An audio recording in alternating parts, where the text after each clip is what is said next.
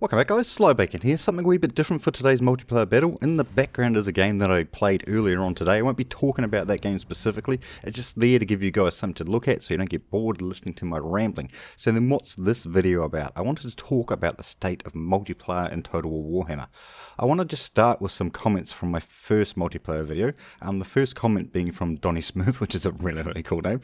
Oh dear, corner camping and general sniping. You got to see all the worst of multiplayer aspects in the first match. This is what keeps me out of this part of the game. And then this comment from Devinda Q. I just returned to the ladder after a couple of months off and it's become a shitty place.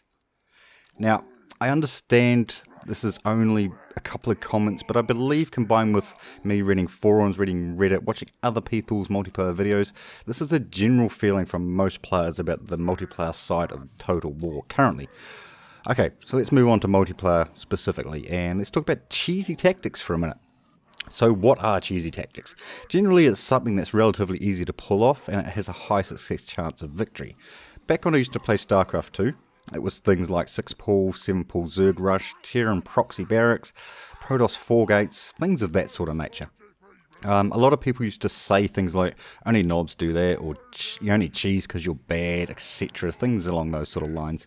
But then you see a lot of pros do it in a tournament match, and then you have to start wondering, why do they do it? Okay, so firstly, it has a high chance of victory, right? But even if it didn't work, generally with StarCraft 2 tournaments, for those of you who don't know, they're a best of 5 or a best of 7 match.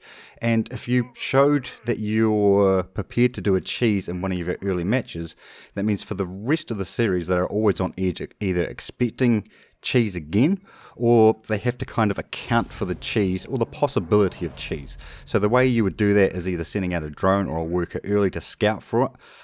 But even then, if you weren't cheesing, it actually gave you an advantage in the mid to late game because that drone that was sent out to scout wasn't mining that unit that you built to counter that cheese play wasn't needed, and thus that unit was redundant.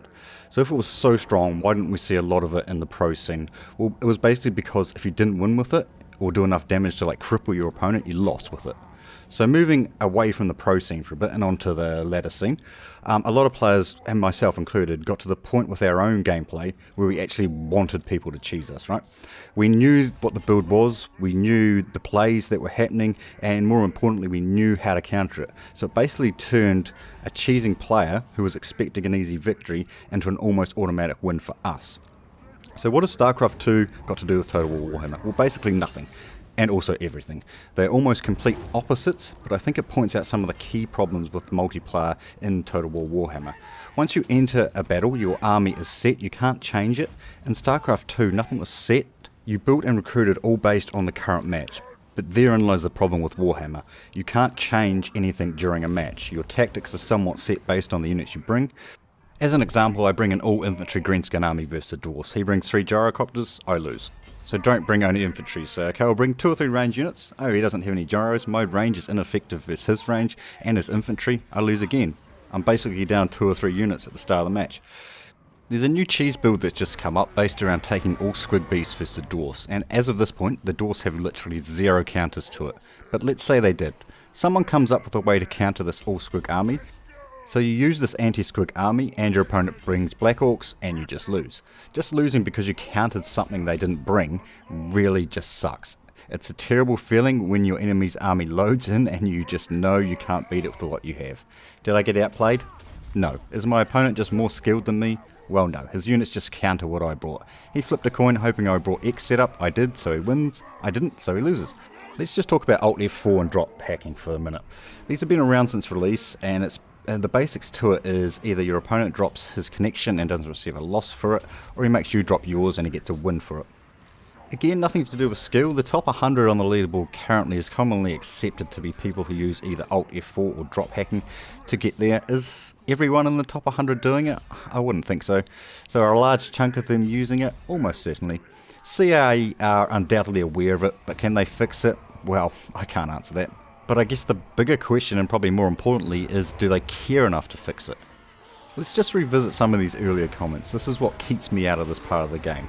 I just returned to the ladder after a couple of months off and it's become a shitty place. We have people actively saying I don't want to play multiplayer because all it is just cheesy builds and it isn't fun. And frankly, from this past week of multiplayer, if I cared at all about the ladder or being some elite pro multiplayer, I would be saying the exact same thing. The current environment for multiplayer just isn't fun if you care about winning with a balanced, well-rounded army and good tactics.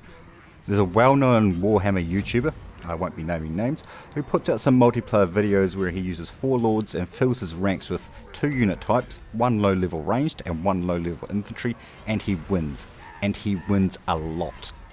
Is he extremely skilled, or is its army composition just too overpowered because he's able to spam 2 low cost units who counter pretty much everything else from all races? When I think Warhammer multiplayer, I think massive armies fighting head to head, giants, spiders, monsters running everywhere, cavalry charges, archers firing from the back behind massive infantry lines, lords, one-on-one battles, the kind of things we see in trailers. Your online experience may vary has never been a truer quote. Whenever I make a video like this, people always say, well, offer a solution to fix it. And my response is always the same. Not really my job to fix it. But if we must, let's offer a solution. We have tournaments that have been pretty successful from all accounts. One thing most of these tournaments kind of have in common is that they have rule sets and restrictions around army compositions. 4 limit on cavalry, 2 lord limit, things of those sort of natures. So why can't we translate that into, say, a monthly or a bi-monthly ladder with rule sets like that, which change each new, let's call them seasons for lack of a better word. This season is an 8 base limit, meaning both infantry or ranged is limited to 8 units. So what does that do? That gives us the ability, and I guess better yet, the opportunity, because we know the enemy is going to be in the same situation. We still have our default 4 max lords, right? So we either fill our ranks with elite units, or we fill our ranks with monsters, artillery, cavalry, things like that. It just gives us a lot more variation, because you can't just spam the same units. So I mean, sure, there will be seasons that'll favour one race or another race, but if the seasons are limited to a month, month and a half, 2 months, something along those lines, that race's dominance won't last for very long. Now, I don't want anyone to take away from this video that I think multiplayer has 0 skill attached, because obviously it does. There are some tremendously skilled players out there, but the fact is, in its current state in Total War Warhammer multiplayer, you don't actually need skill to climb the ladder. So it's not all doom and gloom. As I mentioned, there's been a few tournaments since release where skill has been shown. Those matches are so entertaining to watch, and I'm sure so entertaining to play in as well. But of course, not everyone wants to, or not everybody can play in tournaments. Warhammer has the potential to be an amazing multiplayer. Is it there in its current state? No. Will it get there? I hope so. I really, really do. I'll just leave you guys with this. Is there really a problem with multiplayer in Total War? Or is it just our need to climb some arbitrary ladder in a way that we think is fair, and who decides what fair is?